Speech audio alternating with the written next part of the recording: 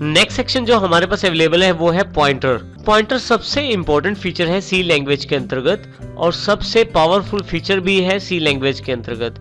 Pointer एक special variable होता है जो दूसरे वेरिएबल्स का एड्रेस स्टोर कर सकता है। इसका अर्थ ये हुआ कि पॉइंटर एक ऐसा वेरिएबल होता है जो दूसरे वेरिएबल्स के एड्रेसेस को स्टोर करता है। परंतु इस बात को समझने के लिए सबसे पहले हम यहाँ पे उस डायग्राम को रिमेंबर करते हैं जो हमने वेरिएबल डिक्लेयर करते समय देखे थे। यदि आप यहाँ देखें तो इंटीजर x है जिसमें 10 स्टोर किया गया है, y है जिसमें 20, z 30 जो कि टोटल है xy का। इसी तरह से करैक्टर p है जिसमें a स्टोर किया गया है और फ्लोट q है जिसमें 10.86 स्टोर किया गया है। अब हम यदि यहाँ देखें इस चार्ट में, जो कि इमेजिनरी एक चार्ट बनाया गया है, हर एक वैल्यू जो इंटीजर x देखें यहाँ रिप्रेजेंट कर रहा है 10 को, हमने यहाँ पे रिप्रेजेंट करवाई है वैल्यू। हर एक वैल्यू जब स्टोर की जाती है किसी वेरिएबल के साथ तो उस वेरिएबल को एक एड्रेस भी दिया जाता है। देखिए हमने एड्रेस के लिए एक अलग रो बना ली है और ये एड्रेस जो होता है ये डिपेंड करता है मेमोरी पे, और ये जो एड्रेस होता है ये एड्रेस हर वेरिएबल के लिए अवेलेबल रहता है।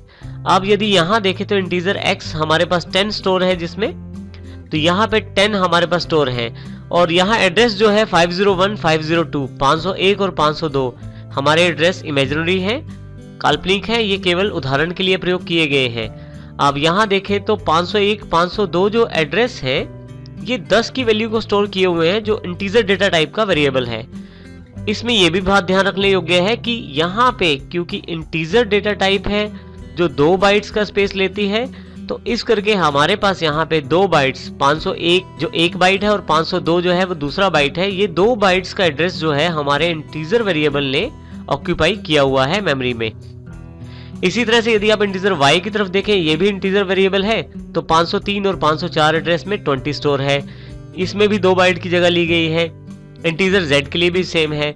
जब हम करैक्टर पे आते हैं तो करैक्टर वेरिएबल जो है p, अब यदि यहाँ देखें तो a स्टोर किया गया है करैक्टर p में, इसका जो एड्रेस है 507 है। क्योंकि करैक्टर को केवल एक ही बाइट की आवश्यकता होती है तो इसको हमने एक ही बाइट असाइन किया है। और यहाँ पे फ्लोट q, अब फ्लोट जो वेरिएबल होता है, फ्लोट जो डेटा टाइप होती है उसे 4 बाइट्स की आवश्यकता रहती है, तो हमने यहाँ एग्जांपल में 508, 509, 510 और 511 4 बाइट्स को हमने फ्लोट के लिए रिजर्व किया है। तो इस प्रकार हमारे पास किसी भी वेरिएबल को एक्सेस करने के 2 तरीके हो जाते हैं।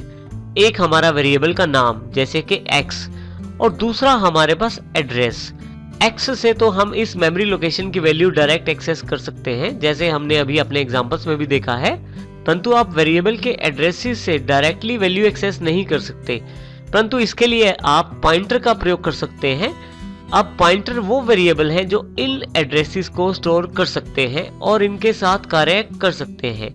इसका अर्थ ये हुआ कि हम एक तो वैल्यू प्राप्त कर सकते हैं x से और दूसरी वैल्यू इसके एड्रेस को पॉइंटर के द्वारा प्राप्त करके प्रयोग कर सकते हैं। तो पॉइंटर सबसे बढ़िया तरीका रहता है इन एड्रेसेस के साथ काम करने का। इसमें एक बात ख्याल रखनी चाहिए कि जब हम पॉइंटर वेरिएबल डिक्लेयर करते हैं तो वो उसी डेटा टाइप का होता है जिस डेटा टाइप का वो एड्रेस स्टोर करना चाहता है। और यहाँ पे देखें हमारे पास, इसको हम नेक्स्ट एग्जांपल से भी देखते हैं। यहाँ यदि आप लेफ्ट साइड देखें तो हमने वेरिएबल डिक्लेयर किया है पॉइंटर का। वेरिएबल डिक्लेरेशन सामान्य है, स्टार का इसमें प्रयोग किया गया है जो इसको अलग करता है सिंपल वेरिएबल डिक्लेरेशन से। इसमें डेटा टाइप इंटीजर है तो यहाँ से ये भी तय हो जाता है कि हमारा ये पॉइंटर ptr के रूप में है, जिसका नाम ptr है, ये एक इंटीजर वेरिएबल का एड्रेस स्टोर करेगा।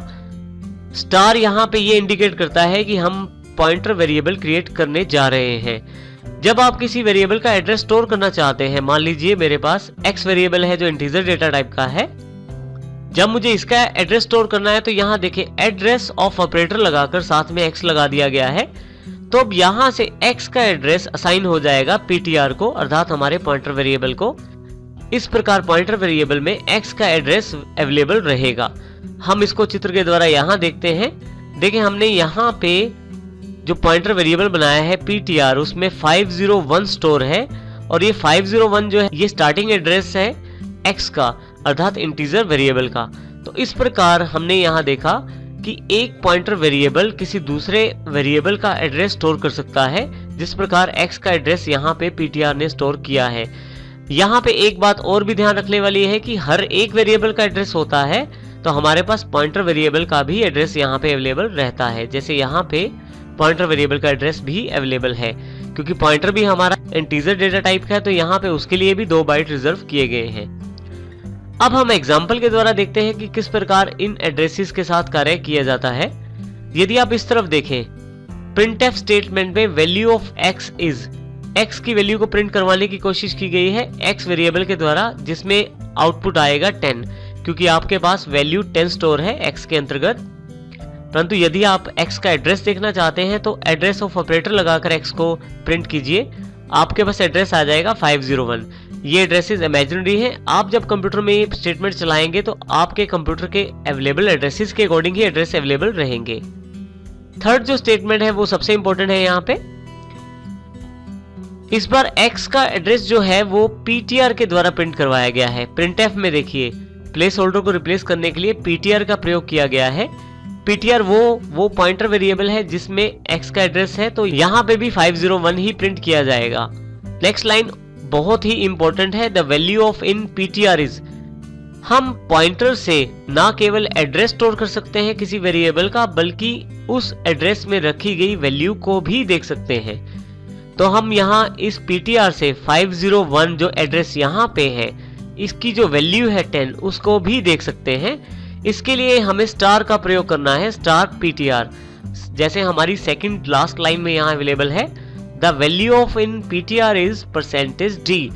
तो यहाँ पे स्टार ptr को हमने प्रिंट करवाया है, जिससे हमारे पास 10 आउटपुट अवेलेबल हुई है। तो यदि आप पहली लाइन और इस सेकंड लास्ट लाइन की तुलना करें तो दोनों में आउटपुट सेम है।